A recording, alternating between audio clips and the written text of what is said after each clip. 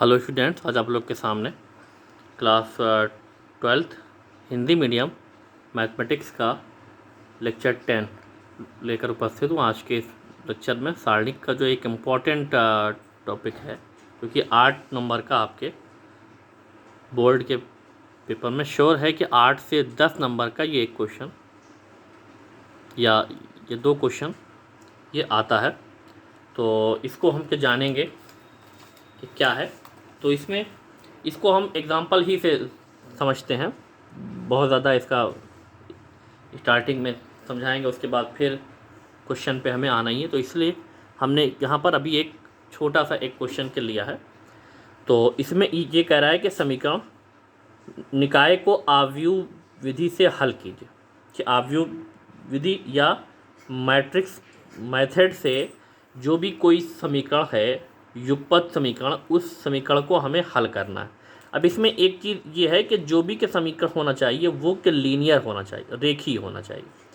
मतलब इसकी घात 1 है, इसकी भी 1 है, इसमें जितने भी हैं पद उसकी घात 1 होना चाहिए, तो ही इस विधि से ये हल होगा। और दूसरा इसमें ये है कि जब भी किसी भी समीकरण को हम हल करते हैं इस विधि से, तो उसमें हमें भी क्या करना होता है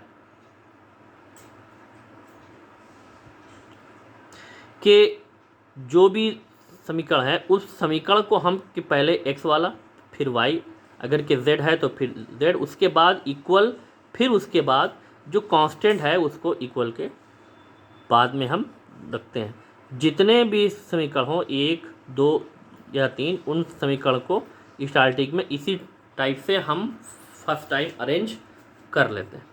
अब इतना अरेंज करने के बाद अब हम क्या करते हैं, इनका एक जो स्टेप है उस स्टेप के हिसाब से यहाँ पे अब हम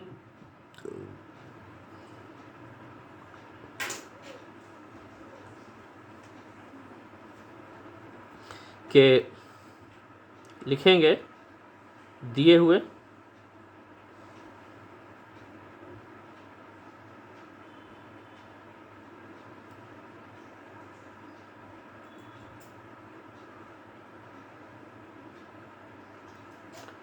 समीकरण निकाय को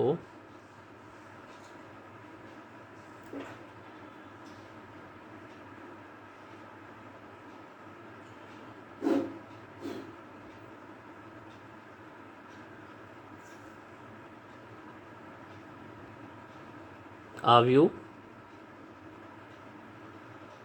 रूप में इस प्रकार लिख सकते हैं।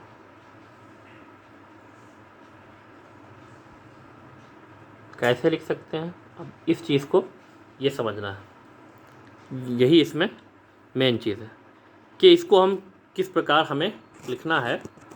तो इसको ये दिया है समीकरण कि लिखे गए हैं। अब इन समीकरणों को अगर आव्यूह के फॉर्म में हम अगर लिखेंगे तो कैसे लिखेंगे भाई। ये जो x का जो गुणांक है, y का गुणांक, इस x का गुणांक, इस y का गुणांक, इसको ये जैसे है ऐसे ही इसको एक आव्यूह के फॉर्म में हम मान लिए ये है, तो ये एक आव्यूह के फॉर्म में, ये 2, ये 5, इसका ये 3 और ये गुणांक इसका ये 2, ये एक x और y के जो गुणांक है उनसे एक आव्यूह बना लिया हमने। अगर z होता तो उससे भी एक आव्यूह बना लेते, इसी में उसको भी ऐड करते। अब उसके बाद इनके जो भी चर हैं, मतलब इसमें x और y है, तो उनसे इस टाइप का एक आव्यूह बना लिया। अब अगर इसमें z भी होता तो x, y और z से भी उसमें ऐड कर लेते। अब उसके बाद इक्वल क्या लिखना है, इक्वल में ये जो आपके कांस्टेंट है इक्वल के बाद वाले उससे भी एक इसी टाइप का आव्यूह बना लेना। ये कॉन्सेप्ट आपका ये इम्पॉर्टेंट है। तो अब ये इस टाइप से हमने इसको लिख लिया। अब जब इस फॉर्म में लिखा तो इसको हम क्या मान लेंगे, ये a हो गया, ये x हो गया कैपिटल X, और इसको हम क्या मान लेते हैं, ये बी हो गया। ठीक, चाहे इसको हम माना ये जो आपका ये अवयव था ये ए एक्स इक्वल टू बी इस फॉर्म में आ गया। अब इसके हिसाब से जो आपका ए है ये एक अवयव हो गया, एक्स ये अवयव हो गया, और जो बी है ये अवयव हो गया। अब एक्चुअल में एक चीज़ यहाँ पे समझिए कि हमें एक्चुअल में क्या करना है इसमें। भाई ये एक्स में एक्स और वाई ये आपके वेरिएबल हैं, चर हैं, और ए में और इस बी में ये दोनों ही आपके कांस्टेंट हैं, अचर हैं। तो हमें क्या करना है कि अगर हमें एक्स और वाई की वैल्यू हमें निकालनी है तो यहाँ पे अभी एक ये साइड में आपको समझाने के लिए कि अगर ए एक्स इक्वल टू बी है तो एक्स इक्वल टू ये इस तरफ आएगा तो ये इन्वर्स हो जाएगा, ए इन्वर्स बी। इस फॉर्म में इन दोनों का हो जाएगा मल्टीप्लाई, और इधर है ये एक्स, एक्स का मतलब ये चर राशि, और इधर इस ऑर्डर का एक कांस्टेंट आ जाएगा। फिर इन दोनों को हम क्या करेंगे, कंपेयर, इधर एक्स और इधर वो कांस्टेंट, इधर वाई, और उसी के कंपैरिजन में इस तरफ कोई भी कांस्टेंट होगा तो उससे एक्स और वाई की जो वैल्यू है वो आ जाएगी। अब इसका मतलब हमें अब इसके आगे क्या करना है, इन्वर्स निकालना, ए इन्वर्स। तो इसके लिए अब हमें अगर ए इन्वर्स चाहिए तो भाई ए इन्वर्स निकालने के लिए हम क्या करते थे कि पहले उसका सारणिक का मान निकाल लेते। तो इसलिए सारणिक ए, तो सारणिक ए में भाई ये आपका ये 2 5 ये 3 ये 2, इसका एक्सपेंशन हम कर लेंगे। अब जब इसका एक्सपेंशन होगा यहाँ पर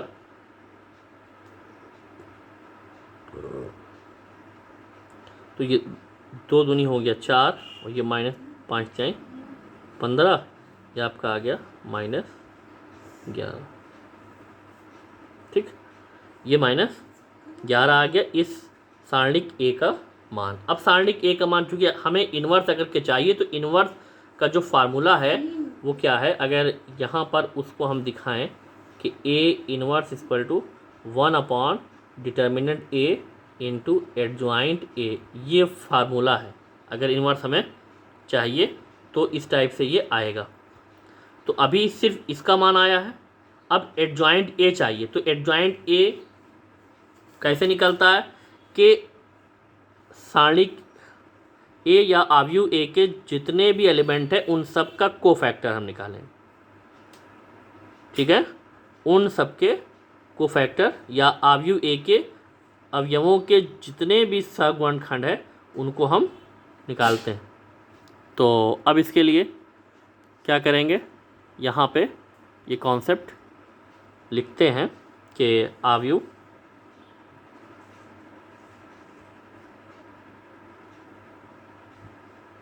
ए के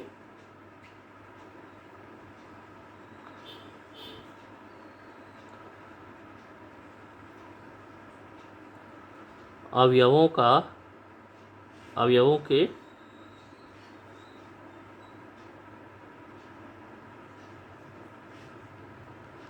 सहगुणनखंड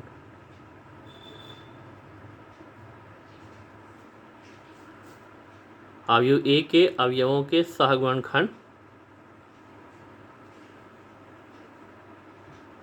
अब इसको निकालें, और चाहे तो हम डायरेक्ट कह सकते हैं कि सहगुणनखंड निकालें, और चाहे इनसे बना एक सहगुणनखंडों से बना अवयव उसको हम डायरेक्ट भी हम लिख सकते हैं, कोई दिक्कत इसमें नहीं होगी। तो हमें यहाँ पे निकाल ही लें। तो भाई चूँकि हम इसमें कोफैक्टर को हम क्या लिखते हैं, सी, कैपिटल सी से या कैपिटल ए से, तो इसका होगा तो C11, ये ब्लॉक हो गया, ये ब्लॉक हो गया, आ गया 2। ठीक, फिर C12 जो होगा भाई आपका ये है, ये ब्लॉक हो कितना 3, और चूँकि ये ऑड है तो -3 हो जाएगा। फिर C21, अब 21 ये है, ये ब्लॉक हो गया, ये हो गया, आ गया 5, अब ये ऑड है तो -5 हो जाएगा। फिर 2 2, तो ये आपका ये है आ गया 2, और ये आपका सेम साइन यही रहेगा। अब इससे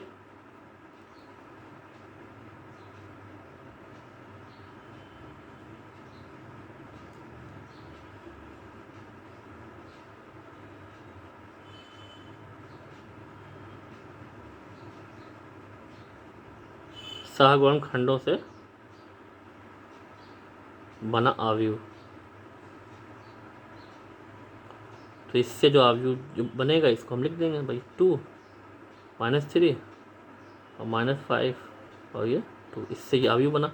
लेकिन हमें इसका निकालना है एडजॉइंट निकालना ए का, तो ए का जो एडजॉइंट, तो इसलिए एडजॉइंट ए, तो एडजॉइंट ए का मतलब ये जो अवयव आया है इसका परिवर्त अवयव हमें निकालना पड़ेगा, मतलब पंक्ति स्तंभ में और स्तंभ पंक्ति में। तो परिवर्त अवयव अगर इसका होगा तो ये 2, ये -3 है तो -5 हो जाएगा, ये -3 ये 2 हो जाएगा, तो ये आ गया इसका परिवर्त अवयव। और तो और ये है एडजॉइंट ए के।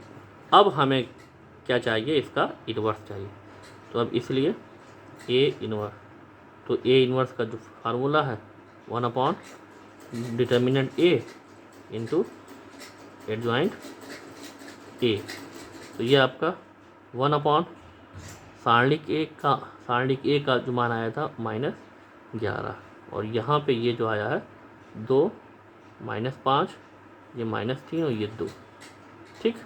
तो ये तो अब इतना आ गया, यहाँ तक हमने ए इन्वर्स भी निकाल लिया।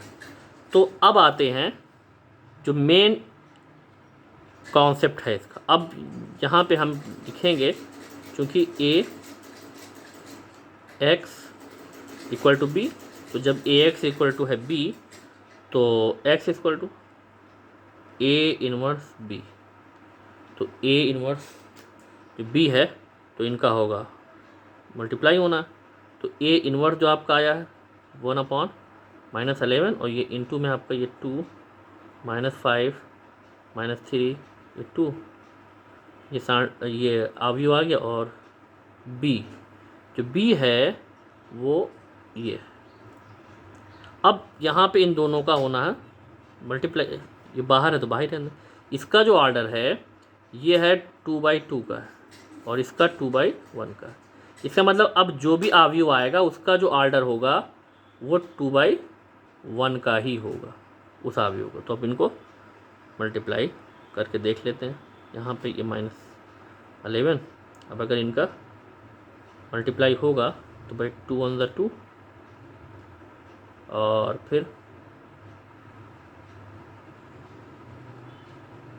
-35 आ जाएगा, फिर -3, और ये आपका आ जाएगा 14। तो यहाँ पर 1/-11, और ये आ गया आपका -33, और ये 11 आ गया। अब इसमें 1/-11 से इसमें मल्टीप्लाई हम कर दें यहाँ, या इसमें से -11 कॉमन ले लें। अगर तो -11 इस अवयव में से कॉमन लिया तो -11 ये बटे -11, यहाँ अंदर क्या बचेगा भाई, -11 तो बाहर आ गया, 11 तो इसमें -1 बच जाएगा। ये आपका कट गया तो आ गया 1। तो इस हिसाब से ये जो x आपका आ गया भाई, x यहाँ पे एक अवयव आएगा 3, ये -1। अब एक्चुअल में जो x है वो क्या है, एक्चुअल में जो x है ये आपका एक अवयव है, तो ये x ये y, इस अवयव के फॉर्म में इसको लिखा, यहाँ पर ये 3 ये -1। अब ये दोनों क्या होंगे, कंपेयर हो जाएंगे।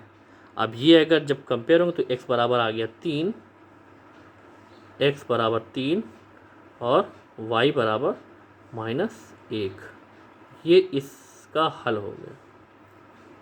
x बराबर 3, y बराबर -1।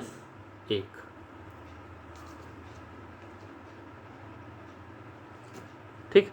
अब अगर इसको हमें चेक करना है कि ये जो हल आया है ये सही है कि नहीं है, तो अब हमें क्या करना है, इसको उठा के यहाँ पे किसी समीकरण में, चाहे इसमें चाहे इस पे रख देंगे भाई। इसमें x का मान है 3, तो 3 दूनी 6, और ये 3 दूनी 6, और ये -1 रखेंगे तो -5, तो 6 और -5 1 आ जाएगा, एक इधर भी एक इधर भी, LHS RHS इक्वल हो गया। तो इसका मतलब जो हल आया है वो क्या है, वो सही है। ठीक, तो ये था इसका पहला क्वेश्चन कि हमने इसका जो कॉन्सेप्ट था इसको समझा दिया है इसमें। अब एक क्वेश्चन इसमें और लेते हैं। तो ये है 3 समीकरण, इनको भी आव्यूह विधि से हल करना है।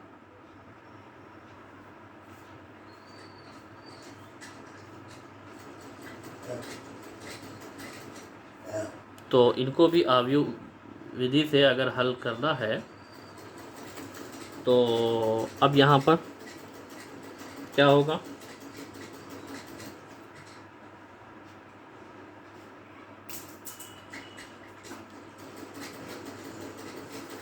वही कंडीशन कि दिए गए समीकरण को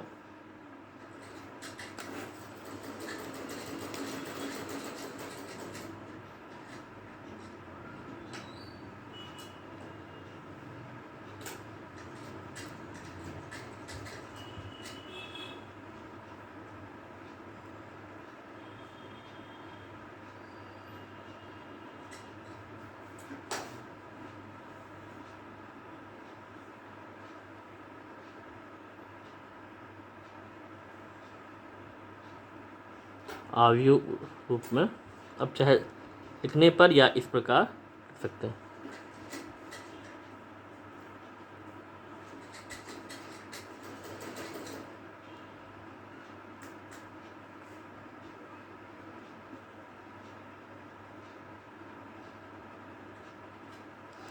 तो अब इसमें भाई ये है, ध्यान से इसको अब देखना।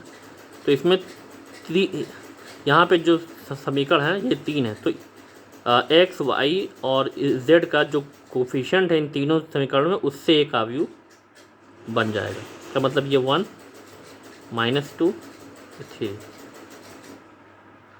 ये 3 1 और ये -1, 3 1 -1, ये 5, ये 3, ये 2, और इधर इसके चूँकि इसमें x y z है तो x y और z से एक आव्यूह ये बन जाएगा, और ये बराबर आएगा किसके, जो कांस्टेंट है 11 2 और 3। ठीक, अब इसको हम मान लेंगे कि माना ये आपका आ गया ax = b, तो भाई x = आएगा a इन्वर्स b, तो हम इसके लिए पहले इन्वर्स हम निकाल लें, a इन्वर्स। तो अब अगर a इन्वर्स हमें चाहिए तो सारणिक a का मान, इसलिए सारणिक a, तो सारणिक a का मान निकालना होगा 1 -2 3, ये 3 1 -1, ये 5, ये 3, ये 2। अब इसका एक्सपेंशन करते हैं, ये 1 के R1 के सापेक्ष ये ब्लॉक हो गया, ये ब्लॉक हो गया, ये 2 1 2 और माइनस -3 आ गया। फिर ये -2 है, माइनस तो ऐसे भी होता है, तो माइनस +2 हो जाएगा। ये ब्लॉक हो गया, ये ब्लॉक हो गया। अब ये 2 3 6 और 5 1 5, -5 5 1 5, और माइनस खुद होगा तो प्लस हो जाएगा, फिर +3 हो गया। ये ब्लॉक हो गया, ये ब्लॉक हो गया, 3 3 का हो गया 9, फिर -5 1 5। ठीक, तो ये आ गया इसमें। तो अब इसका जो मान आएगा उसको देखते हैं। इसमें 5 5 का 9 आ गया 5, फिर ये प्लस 6 5 11 11 दूनी 22, फिर प्लस 9 में से 5 के 4 और 4 3 12, तो टोटल ये आपका सारणिक A का मान आ गया वो दो दो चार, 5 9 और 39 आ गया, क्योंकि ज़ीरो के बराबर नहीं है। तो जब ये ज़ीरो के बराबर के नहीं है तो इसका मतलब इसका हल संभव है, और अगर ये ज़ीरो के इक्वल आ गया तो इसके हल फिर संभव नहीं होते। तो यहीं पे हम फिर लिख देते हैं उसको। अब जब सारणिक ए का मान आ गया इसमें, अब इसमें हमें फिर क्या करना है भाई, इनके जितने भी आव्यूह के एलिमेंट हैं उन सब का हमें कोफैक्टर निकालना। तो अब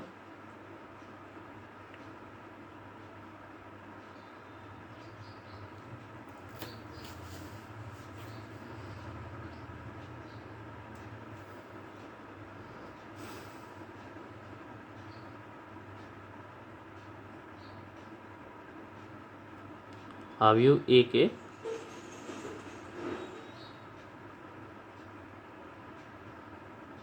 अवयवों के सहगुणनखंड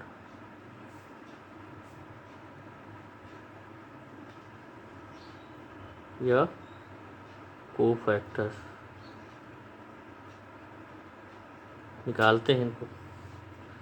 तो सब का इसमें हमें निकालना है। तो यहाँ पर C11, तो ये ब्लॉक हो गया, ये ब्लॉक हो गया। तो ये 2 × 2 और ये -+3 हो जाएगा। अब चूंकि क्या ये सम है, 1 और 2 जब जोड़ेंगे तो सम आएगा, तो ऐसे ही सेम साइन, तो ये 5 ही आ गया। ठीक, फिर दूसरा इसमें C12 चूँकि ये क्या विषम है तो पहले माइनस आएगा, इसको पहले इसको लिख दिया। अब उसके बाद ये जिस रो और जिस कॉलम में ये है, ये ब्लॉक हो गया, 2 3 6 और ये 5 × 5 -5 खुद होगा +5। अब 6 5 11, ये आपका आएगा -11 आ जाएगा। ये C12 हो गया। फिर C13, तब ये सम आ गया तो इसका मतलब ये प्लस होगा। तो इसमें देखें अब ये ब्लॉक हो गया, 3 × 3 = 9 और -5 × 5, ये आपका आ गया 4। तो अभी ये फर्स्ट रो का निकल आया। अब उसके बाद जब फर्स्ट रो का आ गया, अब सेकंड रो का निकालेंगे। इसका मतलब C21। अब C21 का निकालेंगे तो क्या है, ये ऑड है, मतलब विषम है, तो माने तो पहले ही रखेंगे इसको। ये है 21, ये ब्लॉक हो गया, ये ब्लॉक हो गया, ये 2 दूनी 4 -4 और ये -3 × 3 = 9, तो माइनस ये 13 और ये +13 आ गया। ठीक, फिर C22 इसमें आएगा तो ये सम है, ये पोजीशन है इसकी, ये ब्लॉक हो गया, ये ब्लॉक हो गया। अब जो इसमें एलिमेंट आएगा तो 2 × 2 और -5 × 15, ये आ गया -13। फिर C23 क्या है, ऑड आ रहा है, तो पहले ही इसको रख दिया माइनस। तो अब ये है, ये ब्लॉक हुआ, ये ब्लॉक हो गया, 3 × 3 और -+10, तो ये आपका आ गया 10 3 13 -13 आ गया। ठीक, अब थर्ड रो में आते हैं। तो 3 1 में ये सम है, तो ये आपका हो जाएगा कितना, ये है, ये ब्लॉक हुआ, ये ब्लॉक हुआ, तो ये 2 आ गया, प्लस -3 तो -1, फिर C32 तो माइनस हो जाएगा क्योंकि ये ऑड है, तो ये पोजीशन है इसकी, ये ब्लॉक हुआ, ये ब्लॉक हुआ, तो -1 और -9 तो -10 और ये माइनस माइनस प्लस 10 हो जाएगा। ठीक, फिर है C33। अब जब इसको निकालेंगे तो ये सम हो गया, तो ये है पोजीशन, ये ब्लॉक को एक आ गया और माइनस माइनस प्लस 6 आ गया, तो ये 6 7 आ गया। तो ये तो आ गए अवयव ए के जितने अवयव थे उन सब के सहगुणन खंड। जब सहगुणन खंड आ गए या कोफैक्टर्स आ गए तो उससे एक अवयव हम बनाते हैं। तो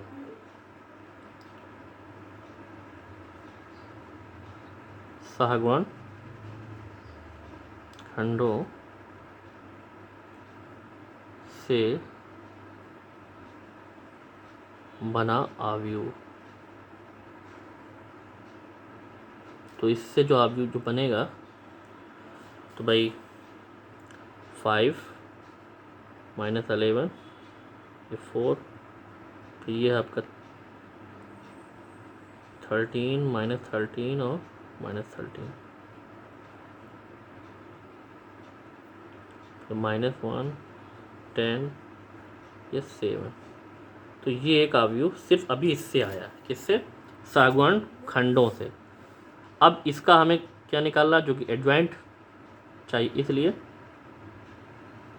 एडजॉइंट ए। तो ए का जो एडजॉइंट होता है, ये जो अवयव बना है उसका परिवर्त अवयव। तो 5 माइनस 11 ये 4 ये 13 माइनस 13 ये माइनस 13 ये -1 ये 10 ये 7।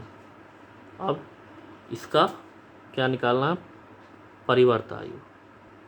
तो इसका ट्रांसपोज निकालेंगे। जब इसका ट्रांसपोज आएगा तो रो कॉलम में और कॉलम रो में आ जाएगा। तो 5 13 -1 ये ऐसे, तो यहाँ पे ये आ जाएगा -11 -13 10 4 -13 7। तो ये आपका आ गया एडजॉइंट ए। अब एक्चुअल में हमें क्या चाहिए था? ए इनवर्स चाहिए था, तो इसलिए ए इनवर्स, तो ए इनवर्स जो इसमें आएगा तो 1 डिटर्मिनेंट ए इंटू एडजॉइंट ए। तो अब देखते हैं इसको, डिटर्मिनेंट ए 1 तो ये है 39 और एडजॉइंट ए जो आया है 5 13 -1 -11 -13 10 ये 4 ये -13 और ये 7। तो ये आपका इन्वर्स भी आ गया। तो अब जब इन्वर्स भी आ गया तो अब उस कंडीशन में हम आते हैं कि जिसमें हमें अब उसको सॉल्व करेंगे। तो अब इसके लिए अब क्या करेंगे, यहाँ पर भाई जब इतना ये हो गया तो इसके आगे से हम देखते हैं नेक्स्ट पेज पर। अभी तो ये इन्वर्स आया,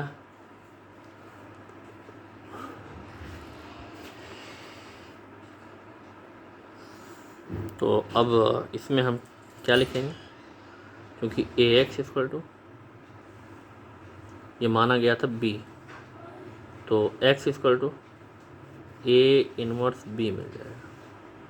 तो अब इसके लिए A इनवर्स, भाई A इनवर्स जो आया है 1/39 और ये 5 13 -1 और ये -11 -13 फिर 10 ये 4 -13 7 और इंटू B। जो B है इसमें वो है 11 2 3। अब इनका हम क्या करेंगे, मल्टीप्लाई कर देंगे। अब इनका जब ये मल्टीप्लाई होगा तभी इसकी वैल्यू आ पाएगी इसमें। तो 1/39 ये ऐसे ही रहेगा। मल्टीप्लाई भी करते हैं। अब इसका जो ऑर्डर है ये है 3/3 का है, ठीक। इसका ऑर्डर 3/1 का है। तो अब जो भी आव्यूह आएगा उसका ऑर्डर होगा 3/1, मतलब उसके जो एलिमेंट आने चाहिए वो आ जाए सिर्फ 3 आए। तो आइए इसमें हम करते हैं। तो ये 5, ये 11 पंजे 55 हो गया, फिर ये 13 दूनी 26 हो गया, फिर -3 हो गया, फिर इसमें 11 के लिए 121 तो -121 हो जाएगा, 13 दूनी 26 -26 हो गया, और 10 3 30 + 30 हो गया, ठीक। फिर 11 चौक 44, 13 दूनी 26 और +7 3 21, ये कंडीशन आ गई। तो यहाँ पर 1/39 ये है। इसमें जो हमारा आएगा 26 है, इसको ज़रा हम सॉल्व कर लें तो इसकी जो वैल्यू आएगी ये आ जाएगी 78, ठीक। ये आएगा -117 और ये आ जाएगा 39, ठीक। तो अब अगर इसमें भाई ये 39 है तो चाहे तो हम कॉमन हम ले लें और चाहे इसका अंदर मल्टीप्लाई करवा दें हमें। इसमें जो कुछ आ रहा है ये x के इक्वल आ रहा है, तो इसको हम ऐसे भी लिख सकते हैं कि 78/39 ये -117/39 और ये 39/39 ये आ गया। जब ये इसमें आया तो इसकी एग्जैक्ट जो वैल्यू आई है उसको भी हम लिख देंगे। भाई ये x है तो x को हम अगर लिखें ये x y और z ये आव्यूह के फॉर्म में इसको हम जो दिए थी इसकी एक्चुअल पोजीशन। अब 39 भाग देंगे यह आएगा 2, या इसको 39 भाग देंगे यह आएगा -3 और इसको 39 भाग देंगे यह आएगा 1। अब जब इन दोनों को हम कंपेयर करेंगे तो इसलिए x बराबर आ गया 2, y बराबर आ गया -3 और z बराबर आ गया 1। ये इसका हल है। तो अब अगर इसको चेक करना है तो उस समीकरण में हम रख के देख लेंगे और उसके अगर एग्जैक्ट वैल्यू आ रही है तो ठीक। जैसे समीकरण 1 है हमारा x - 2y + 3z = 11। अब इसमें हम ये मान रख के देखते हैं। 2 रखा -2 इंटू ये -3 और ये +3 इंटू 1 ये 11 हो गया, ये 2 ये +6 हो गया और ये +3 हो गया और ये 11 ये भी 11 = 11 LHS RHS इक्वल। तो इसका मतलब ये आपका सत्यापित हो गया, ठीक। इसका मतलब जो ये मान आया है ये क्या है, ये सही। तो ये है एक इम्पॉर्टेंट क्वेश्चन जो कि 8 से 10 नंबर में श्योर है। इसकी प्रैक्टिस आप लोग कर डालिए। और आज के लिए इतना ही। इसमें जो प्रॉब्लम है उसके लिए कांटेक्ट कर सकते हैं। Thanks for watching.